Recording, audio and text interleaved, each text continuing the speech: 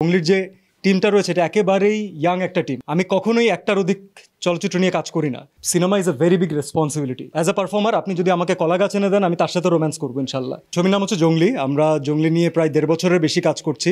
এটা আমি বলবো যে আমাদের পুরো টিম, যেই টিমটা খুবই ইয়াং একটা টিম, এবং হয় না যে আমরা প্রতিবার মানে সবাই এক্সপ্লেনেশন দেই যে সিনেমা থেকে মানুষজন চলে যাচ্ছে, প্যাশন কমে যাচ্ছে, হল বন্ধ হয়ে যাচ্ছে। তো এটা জেনে আপনারা খুশি হবেন যে জংলির যে টিমটা রয়েছে এটা একেবারেই ইয়াং একটা টিম। এতটা ইয়াং যে মনে করেন আমি মোটামুটি ওখানকার বেশি বয়সী মানুষের মধ্যে পড়ি।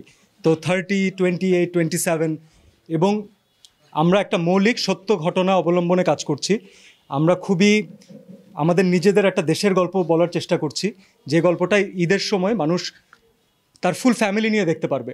আমাদের প্রথম পয়েন্ট এটা ছিল যে ফ্যামিলি নিয়ে দেখতে পারবে না এমন কোনো কিছু আমরা বানাতে চাই না। তো ইনশাল্লাহ ঈদে এটা থাকে যে একটা ট্রিট, সিনেমা দেখতে যাওয়া, পরিবারের সবাইকে নিয়ে বের হওয়া, আনন্দ উদযাপন করা।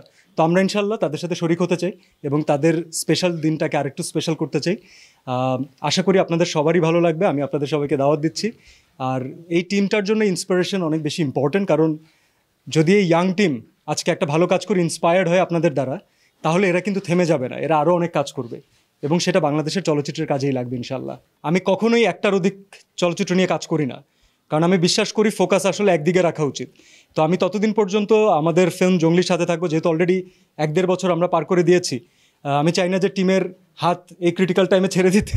আমি চাই যে আরও বেশি ইনভলভ হতে। আপনাদের অডিয়েন্সদের একটা কথা থাকে সবসময় যে আমরা মার্কেটিংয়ে পর্যাপ্ত সময় দিই না, প্রমোশনের পর্যাপ্ত সময় দিই না। তো সেই ধারণাগুলোকে আমরা বদলাতে চাই।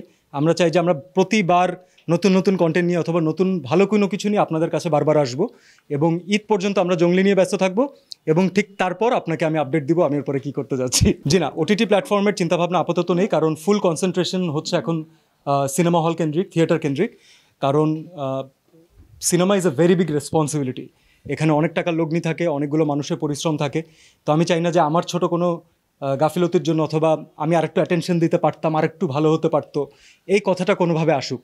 তো সর্বোচ্চ দিয়ে টিমের প্রত্যেকটা মেম্বার আমরা একসাথে চেষ্টা করব ভালো কিছু করার, আর ভালো কিছু হলে আমরা একসাথে সেলিব্রেট করবো ইনশাল্লাহ। আমার ডিরেক্টর যদি মনে করেন যে এই ক্যারেক্টারের জন্য উনি মানে পারফেক্ট, তাহলে আমি খুব লাকি যে আমি আমার ক্যারিয়ারের প্রথম থেকে আমি অনেকের সাথে কাজ করতে পেরেছি, এবং আমার মনে হয় যে বেশ কয়েকটা কেমিস্ট্রি দ্বারা হয়েছে। বাট এক একজন অডিয়েন্সের চাহিদা সবচাইতে সবসময় ইম্পর্টেন্ট। অডিয়েন্সের কেউ স্পেসিফিক কারোর সাথে পছন্দ করেন। একটা অনেক বড় অডিয়েন্স আছেন যারা আমার প্রথম ফিল্মের হিরোইন পূজার সাথে আমাকে অনেক বেশি পছন্দ করেন। তো এর জন্য আমি আর পূজাও ডিসাইড করেছি যে আমরা আসলে যে কোনো কাজ করে আমাদের এই জুটিটা নষ্ট করব না। তো যখন কোনো স্পেশাল কাজ হবে যেটা মনে রাখার মতো, ডিরেক্টর আমাদের দুজনকে চাচ্ছেন, প্রোডাকশন টিম আমাদের উপরে বিশ্বাস করছেন, ঠিক তখনই আমরা একসাথে আসি।